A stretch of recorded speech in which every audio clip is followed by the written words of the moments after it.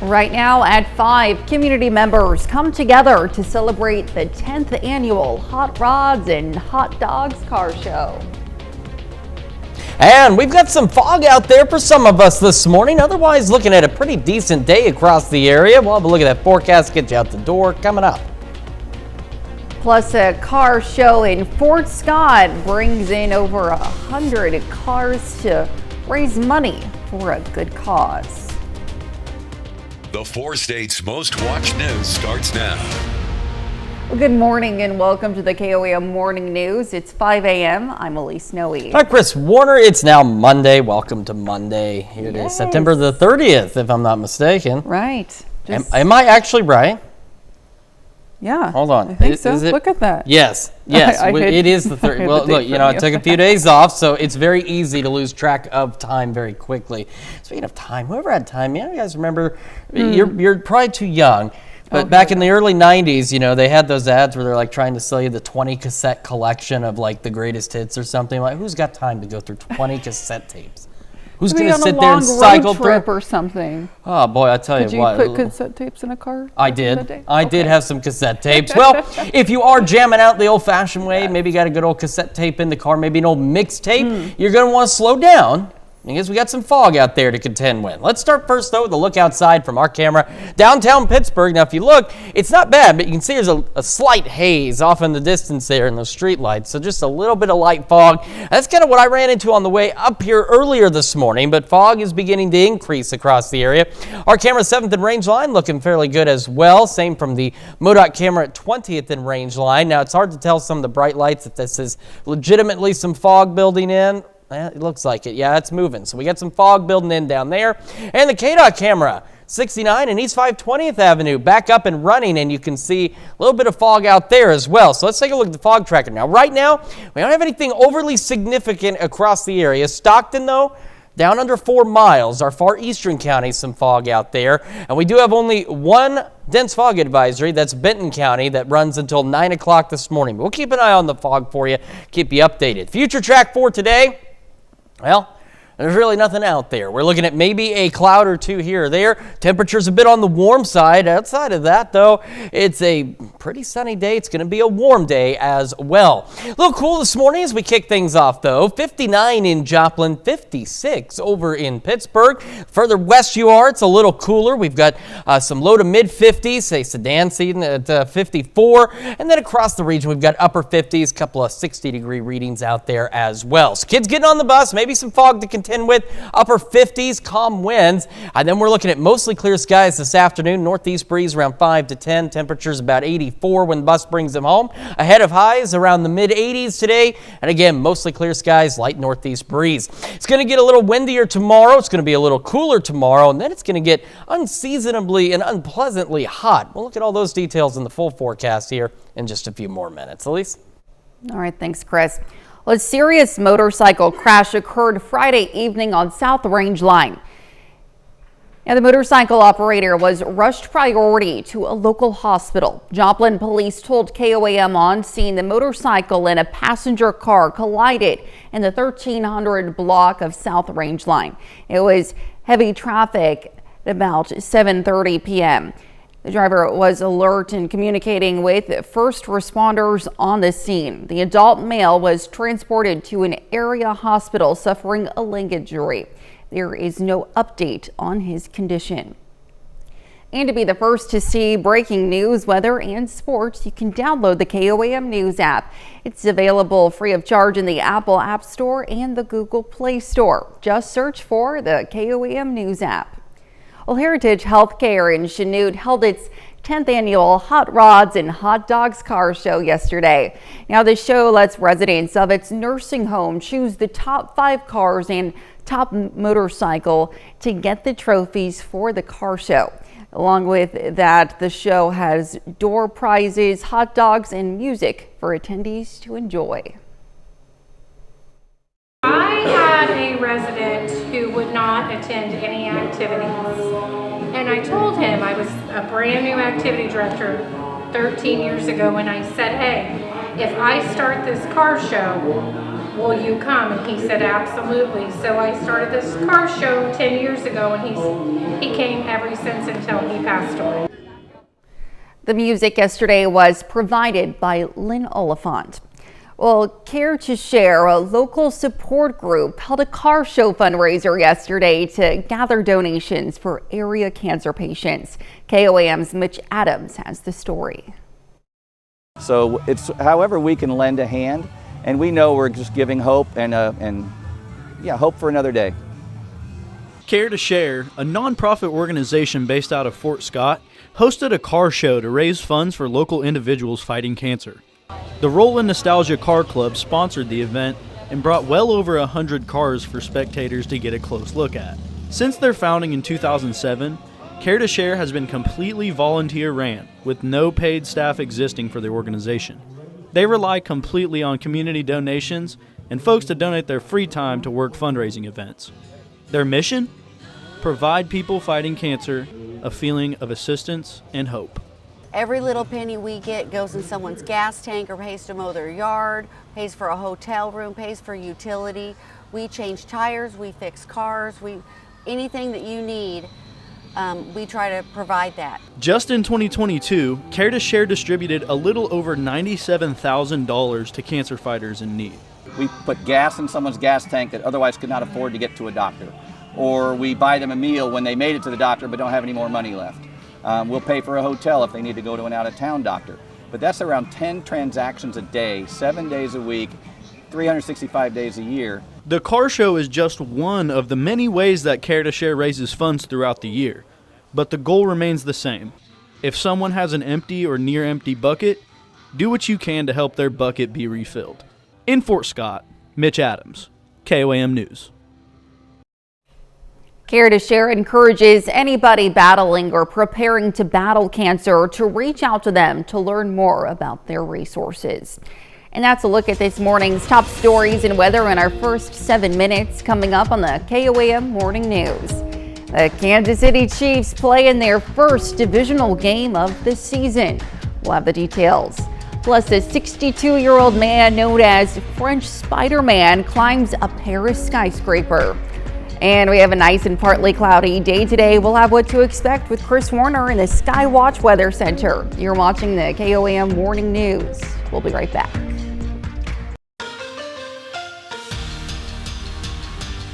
The Pitt State women's soccer team is off to a good start. The Gorillas are 4-2-1 to start the season. Pitt State opened MIAA conference play with a draw on Friday.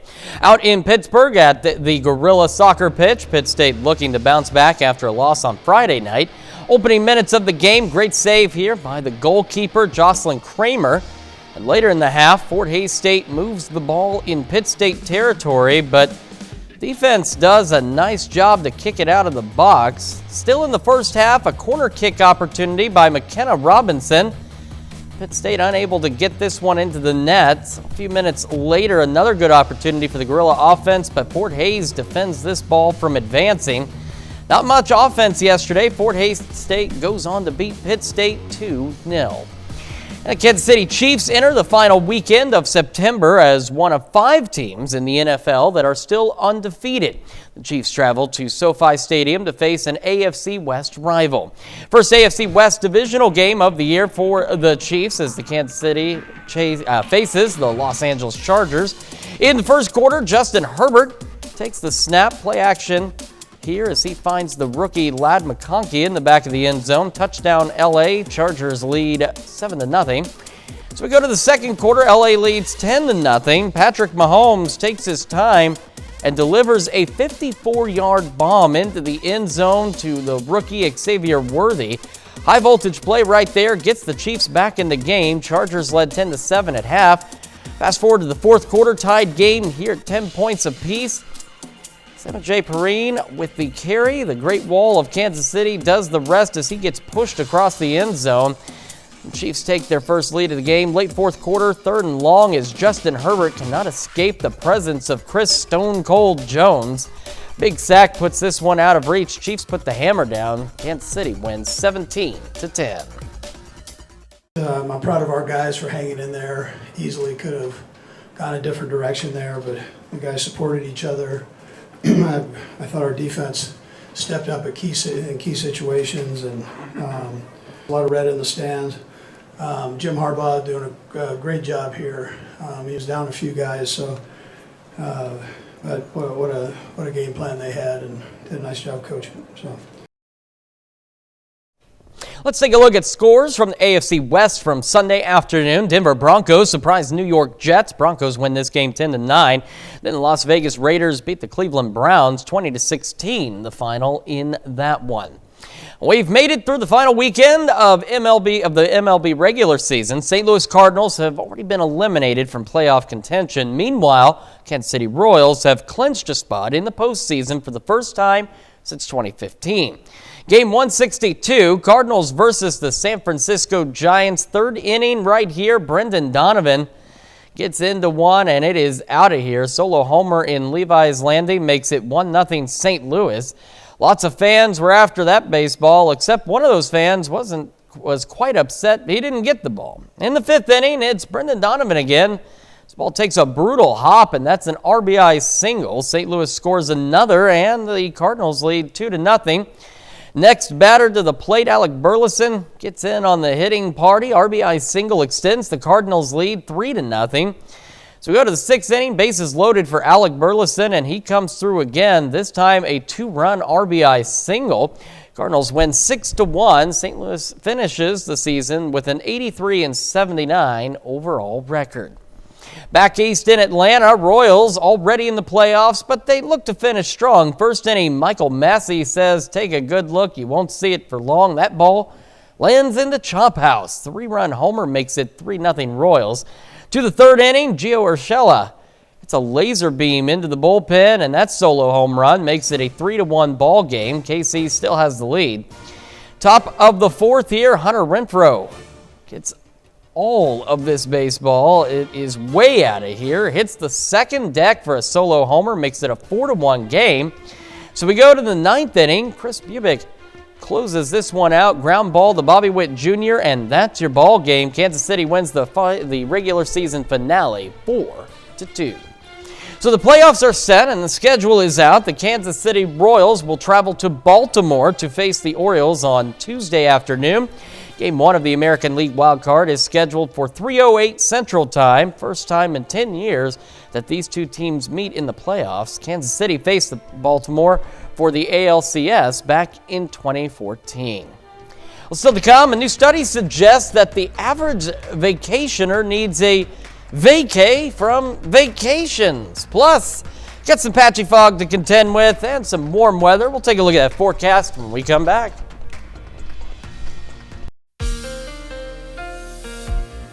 Welcome back to the KOAM Morning News. 5:17, it is about to be 5:18 on this Monday morning. We're starting with the fog tracker, which right now we don't have a lot of dense fog out there, but now Nevada, Stockton, both under 4 miles. Mount Vernon, visibility is reduced a little bit, so this is impacting parts of 54, 160, and I-44 out there. And we only have one dense fog advisory out there this morning as well, and that is Benton County in Arkansas through 9 a.m., but we are expecting the possibility of some patchy fog, mainly along and to the east of the 69 corridor. That doesn't mean it won't get foggy elsewhere, but in that zone is the better chance for some potentially dense fog here and there, so do keep that in mind if you are traveling this morning. The future track over the next 2 or 3 days is extraordinarily bland. Now, I know we were hoping to get some tropical moisture from the hurricane. Unfortunately, it just did not track far enough to the northwest, and we really didn't get much out of it. And our drought conditions continue to get worse, and the forecast I'm going to give you is not going to help in the slightest. But I can at least tell you what to expect, and it's going to be dry. And that's really about summing it up. As we go through today, a few clouds here and there. Otherwise, we'll be mostly clear. Clear tonight. And as we head into our Tuesday, north winds kick in. We have a little boundary it's going to push through, and it's going to cool us back just a little bit from today for our Tuesday. And we'll have maybe some partly cloudy skies here and there, and it will be breezy. We're talking north winds gusting upwards of 25. So if you're traveling on any east-west highways, keep that in mind throughout the day on Tuesday. Now, those winds will ease back up overnight Tuesday Tuesday and into Wednesday. And as we get into Wednesday, we're going to have a bit of a cooler start out there, maybe some low to mid 50s. I know the future track's dropping to the 40s, but I think there's a little technical glitch with it. I don't think it's going to get that cold, but we'll see. We'll see.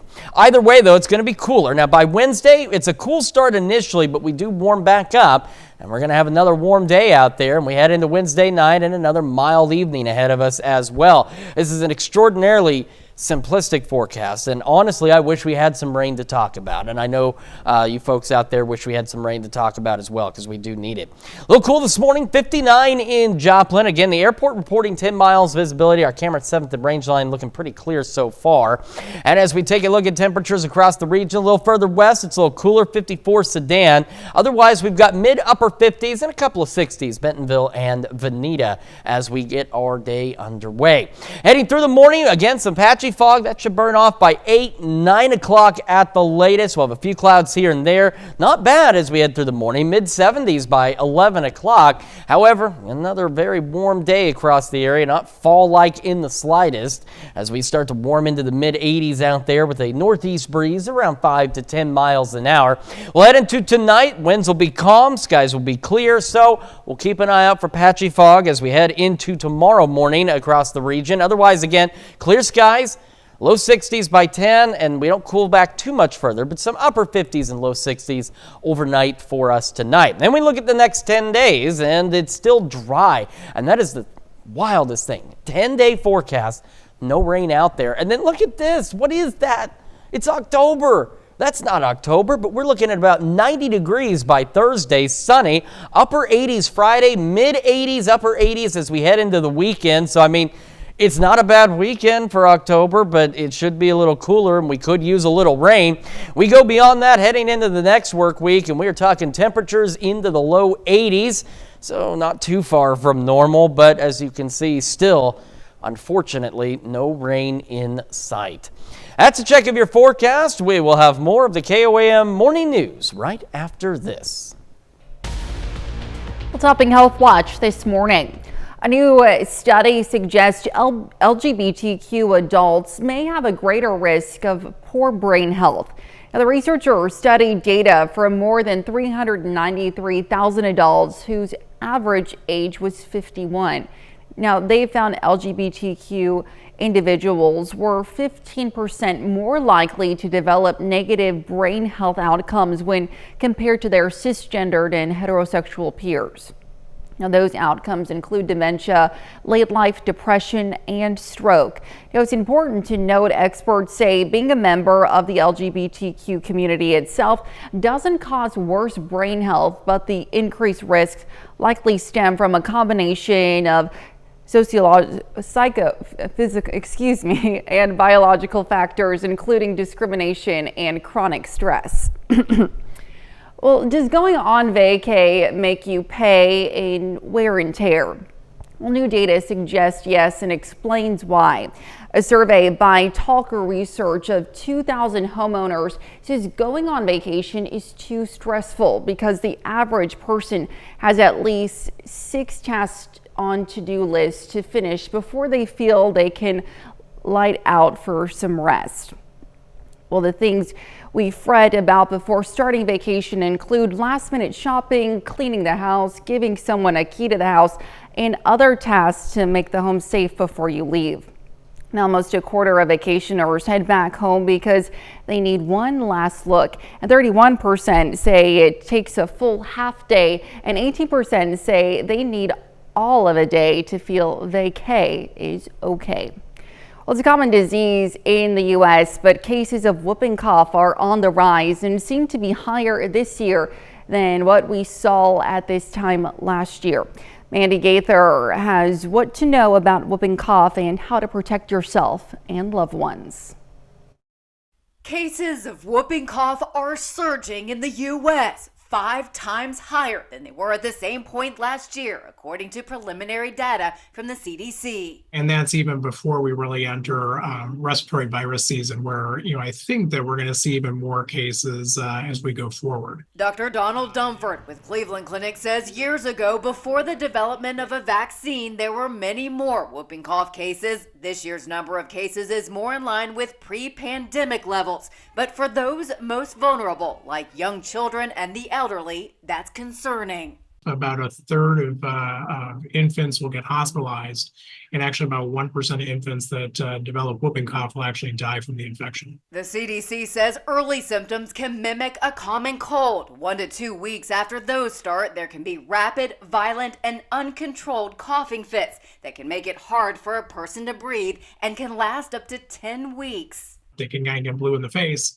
and then there's a very sharp intake of air that kind of causes this whoop. Dunford says the best protection against whooping cough is vaccination. It's typically given to young children, but he says it's recommended for adults who haven't received it too, along with boosters. And it's especially important for those who are pregnant. Remember that infants very highly rely on their mothers for their immune system over those first 6 months of life. For Health Minute, I'm Mandy Gaither. Well, Dunford says healthy habits can also help protect people, and that includes hand washing, getting good nutrition and sleep. And if you do get sick, stay home and mask to protect those around you. And that's a look at some of today's top health stories. You're watching the KOAM Morning News. And we're watching the possibility of some patchy fog out there. We've got some reduced visibility, so we'll have another look at your forecast when we come back. Right now at 5:30, a fall season is in full swing in Webb City as they celebrate this year's Harvest Festival. And we've got some patchy fog out there this morning and some cool temperatures as well ahead of a warm day. Look at that forecast, get you out the doors coming up. Plus, University of Kansas professors make their way to Parsons, Kansas to discuss the history of the Bloody Bender family. The 4 states' most watched news starts now. Well, good morning and welcome to the KOAM Morning News. It's 5:31. I'm Elise Snowy. I'm Chris Warner. It's Monday, September the 30th. Happy Monday. Happy Monday. Yes. Yeah. It's good Monday. Yeah, it's going to be a fantastic Monday because we wish it and we will will it into being. Absolutely. Monday doesn't have to be a bad no, day. It doesn't. It really doesn't. It doesn't have to be. It feels like it because the weekend goes by like that, and then all of a sudden it's Monday. That's why Monday, poor Monday. What did it do? It just had to be the first day of the work week. It didn't ask to be the first day of the work week. It really didn't. That's how it worked out. Well, happy Monday to you all. Hopefully we can get your Monday off on a good, positive, all right, let's go kind of situation. I've got some energy. Look, you take a few days, you get energy back. And speaking of energy, let's take a look outside with our camera downtown Pittsburgh. See all that energy? It's electricity, but it's still energy. And those street lights are bright and they're well lit, and it looks pretty good this morning. A little bit, if you look close enough, a wee bit of haze out there. It's just light fog right now in the Pittsburgh area. Our camera 7th and Range Line in Joplin also looking pretty good this morning. So we'll head down south. MoDOT camera at 32nd and Range Line. And it looks like there's a little bit of fog out there, but again, it's a little tough to tell for sure just because of the glare off the lights on the camera lens down there, but still not too bad. And the KDOT camera, 69 East 520th Avenue, south of Pittsburgh, up and running. Little bit of light fog off to the side, nothing significant at this point, but we do have some reduced visibilities. Iola has dropped down to about 2 miles out there. Yates Center, Nevada, Stockton down just a little bit, around 7 miles of visibility. So nothing insane at this point. We're not anticipating significant widespread dense fog, but there will be some patchy dense fog. And the only dense fog advisory at this point is Benton County in Arkansas. That's going to run through 9 o'clock this morning. Future track, as we head into the afternoon, there is really not much to see out there. It's going to be warm. We'll have just a couple of clouds here or there. Cool to start, though. 59 in Joplin, 57 in Pittsburgh, and around the area a little further west, a little cooler, still 54 Sedan. Otherwise, mid-upper 50s, and we've got 60 in Cassville and Bentonville this morning. Kids getting on the bus. Again, some of us may be dealing with some patchy fog. Otherwise, upper 50s and a calm breeze. Bus brings them home, just a few clouds here and there, and we'll go about 84 with a northeast wind at 5 to 10. Highs today, a bit above normal, about 85 out there, with those mostly clear skies and that northeast breeze 5 to 10. It's going to get breezy tomorrow. It's going to get a little cooler tomorrow, and then it's going to be very unfall-like, very unsportsmanlike a little later this week. Details on that just a few more minutes. Elise? All right, thanks, Chris. Well, a program about the Bloody Benders excavation effort was held Saturday night at Parsons Municipal Auditorium. Now, the program started with an old-time music performance and led to a question and answer panel. Now, panel guests were made up of KU professors and archaeologists involved in the excavation. The point of the program was to educate attendees about the Bender family history, as well as provide them with entertainment. I've found over the years that people love stories, and when the stories involve murder and sex and mystery, it flies off the charts. And the Bender story has all of those elements in it. The program was free to any community member who was interested in learning more about the history of America's first documented killer family. The Webb City Farmers Market celebrated fall with a harvest festival Saturday. Along with some of the market's standard offerings, the festival included music, mini pumpkin painting, face painting, and even mini goats. Now, 35 vendors offered things like fresh produce, potteries, plants, and other fun items. You know, it takes out the middleman, so you're buying directly from the farmer. I think that makes food more nutritious when it's just recently picked, and it supports your local community. Knife and scissor sharpening was offered at the festival as well. Well, the 6th annual Autumn Festival of the Ozarks in Neosho raises funds for the Neosho Christian schools. Well, the event included a motor show, which is basically if you have something with a motor in it, then you can bring it. And they also had a silent and live auction with prizes like paintings and guitars. Now, hay mazes, bounce houses, and a dunk tank are just some of the attractions. I think I like the fellowship. We get a chance to visit with all the other parents and grandparents and aunts and uncles and spend the day together, playing with the kids, doing all the activities. We just love being together. Now, last year's Autumn Festival raised $30,000 for Neosho Christian School. The 27th annual Carl Junction Bluegrass Festival kicked off Saturday. Now, attendees can listen to music from 9 bands, including Route 3, Spillwater Drive, Red Bridge, and more. Now, the festival also hosted over 100 vendors with a variety of products and food trucks for people to enjoy.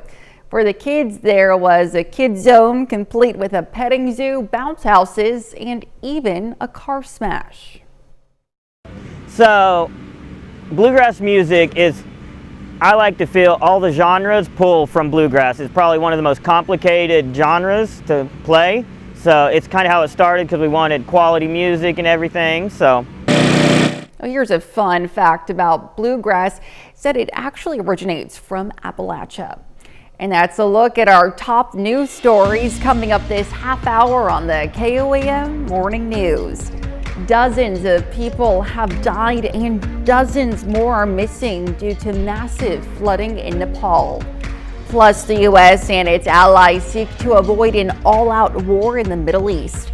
We'll have those details. You're watching the KOAM Morning News. Topping World Watch, an old fly-on-the-wall guy returns to a favorite Paris skyscraper for more upward mobility, and this time he's joined with a partner. 62-year-old Ulaine Robert, a well-known French free climber, made his way up the 614 feet tall Total Tower Saturday in Paris. The Total Tower is a building he already climbed a dozen times. Now, Robert, known as the French Spider-Man, brought along another protege this time. 31-year-old Sébastien Bouin, considered France's top rock climber. Now, Robert and Bouin took their thrills at the risk of a spill with no ropes or belay equipment.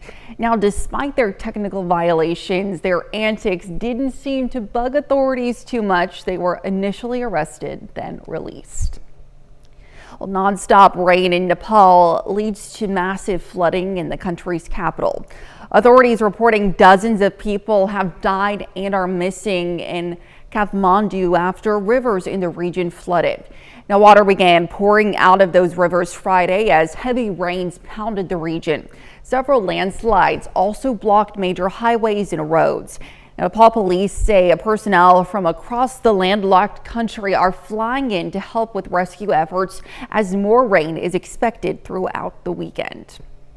The U.S. and its allies seek to avoid an all-out war in the Middle East as Israeli airstrikes yesterday killed dozens in Lebanon and Yemen.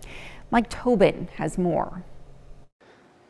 Iran condemns its latest strike. Israeli leaders hint they could hit Iran as well, as the Jewish state is not letting up on its enemies. New airstrikes into Yemen at the Houthi-controlled port of Hodeidah. Israeli jets also struck a power plant in the town Ras Issa. This after 2 days in which Israel was the target of ballistic missiles fired from Yemen. The missiles were headed to central Israel. They were both intercepted. The public statement from Israel's top general was a less than subtle hint that they can reach Iran. We know how to reach very far. We know how to reach even farther. And we know how to strike there with precision. This is not a message. It is an action that carries a message with it. A day after confirmation that Hassan Nasrallah had been killed, his body was pulled from the rubble. The IDF says 20 Hezbollah operatives were killed alongside him. In the same neighborhood, Hezbollah Executive Council member Nabi Kaouk was assassinated today. While attention's focused in the north, combat continues in the Gaza Strip. Israel's 5th Brigade, along with the Engineer Corps, located a tunnel about a half-mile long near civilian structures. The engineers rigged it with explosives and blew it up. The airstrikes are constant in South Lebanon. Dozens have been killed. President Biden said today he will call Benjamin Netanyahu to prevent an all-out war. And that's a look at World Watch. We'll be right back.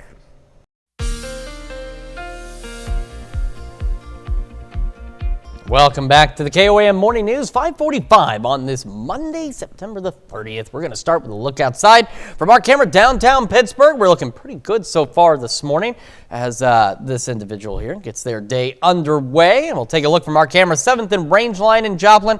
Also looking pretty good this morning as well. So we'll head a little further south to the MoDOT camera 20th and Rangeline. And again, I believe that this haze that we're seeing is not actually fog. It is just simply the reflection from these bright lights down here on the camera lens down there. So not looking at fog there, and we're looking pretty good from the KDOT camera at 69 and Kansas Crossing just south of Pittsburgh. So we'll head up a little further north, and the KDOT camera 69 East 520th Avenue also looking fairly good as well. A little bit of light fog off in the field there, but otherwise we're not doing too bad. Right now, again, it's been intermittent out there. So Yates Center and Iola now are the two main locations with some reduced visibilities. Iola a little more so, about 4.5 miles of visibility. Elsewhere, we've improved in Stockton, Nevada, and we're looking okay. We only have one dense fog advisory out there, and that is for Benton County in Arkansas through 9 o'clock this morning. However, some patchy fog is expected across the area. Chances for some maybe patchy dense fog will be better along and east of the 69 corridor. So we'll continue to monitor the fog tracker and, of course, the number of cameras around the area. And if we see some really thick fog rolling in, we will let you know, but you guys know the drill. If you run into it, low beams, not your high beams, slow down, give yourself time to get where you're going.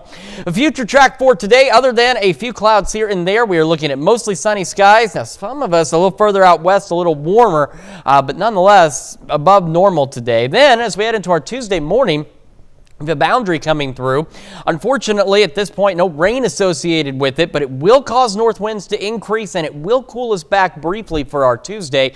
And see those wind arrows out there? We're looking at gusts out of the north upwards of 25. So if you're traveling on any east-west highways tomorrow, be prepared for some very gusty winds out there. Now that'll of course cool us back a little bit Wednesday night, but it will not take very long before we see temperatures begin to climb as we head into our Wednesday once again out there. But as you can also see on the future track, other than a southerly breeze and the changing temperatures, we don't have any precipitation out there whatsoever, which is not good. We're at 59 in Joplin right now. Wind is calm and skies are clear around the area. Again, still a little cooler out west. 54 in Sedan as the cool spot, and we've got 61 now in Monette as the warm spot. Otherwise, a mix of mid to upper 50s for the majority of us across the area. Again, patchy fog possible through about 8, maybe 9 a.m. at the latest. Looking pretty good though. Mostly clear skies, mid 70s by late morning. As we head into the afternoon, unseasonably warm, right around 85 for most of us as a high out there. Some of us a little warmer than that with those mostly clear skies. Clear skies as we head later into the evening and overnight hours, upper 50s and low 60s once again out there. And as we head down the road, unfortunately, in the next 10 days, we don't have any rain chances out there. And then look at Thursday. I don't even know what that's about. It's October and it's going to be 90 degrees on Thursday, so we have that to contend with. Got a decent weekend and then back into the low 80s next week. That's checking your forecast. We're back with more right after this. Lady Gaga isn't the only pop singer with a new album out this week as Katy Perry releases 2. Rick and Damagella has that story and more in the Hollywood Minute.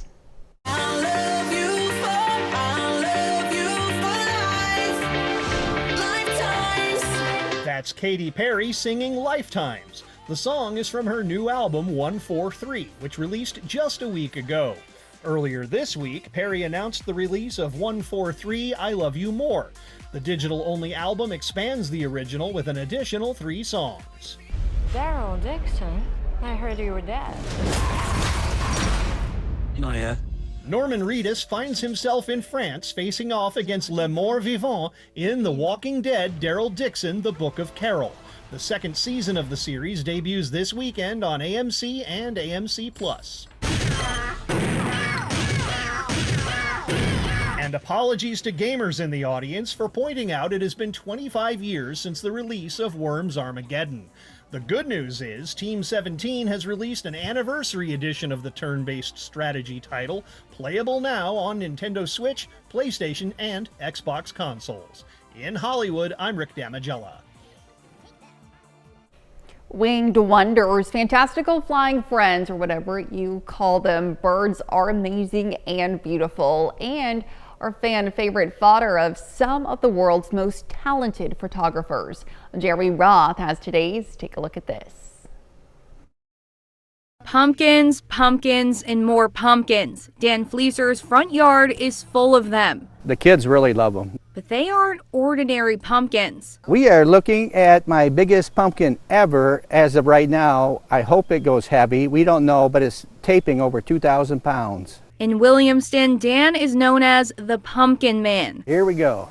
He's been growing pumpkins since 2010 and has been a part of numerous weigh-in contests. It's crazy when you're taking these down the road though on a trailer because you got cameras coming out. All of a sudden a car be passing you on the highway and all of a sudden you go, where'd that car go? And you look, there's a camera pointed at the pumpkin taking pictures. Dan says pumpkin growing is a full-time job. No vacations, just overnight vacations. That's about it. He spends hours and hours tending to them, making sure they stay in tip-top shape. Yeah, there's times in the summer it's 90 degrees and I'll be out here from like 8 o'clock at night till 2 in the morning with a headlamp, burying vines or weeding. But he says all the hard work is worth it. It is addicting. I've been doing it so long now, it's hard to do anything else but pumpkins pretty much anymore. Stick around, we'll be right back. Well, New Zealand shows its zeal, and those crazy Kiwis know how to please the world records people in a vein-bulging ceremonial tradition. Now, New Zealanders of all ages can sure rock a haka in Auckland and let the voices rip and eyes bug out big as they performed the world's largest haka yesterday. Now, the New Zealanders were bent on taking back the record from France, who broke it a decade ago.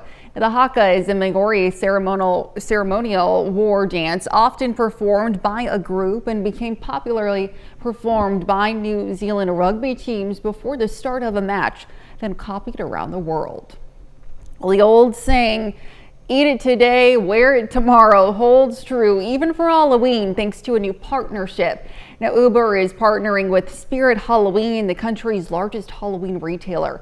You can now shop Spirit Halloween on UberEats.com, Postmates, and the Uber app for food, costumes, accessories, decorations, and more.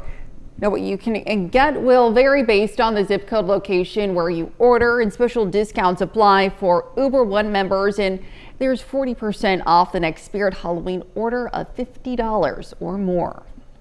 You better order fast, because before you know it, it's going to be Christmas time. I've been to some stores and it's already Halloween, Christmas, and there's no Thanksgiving. Anybody ever notice that? We just skip right past it.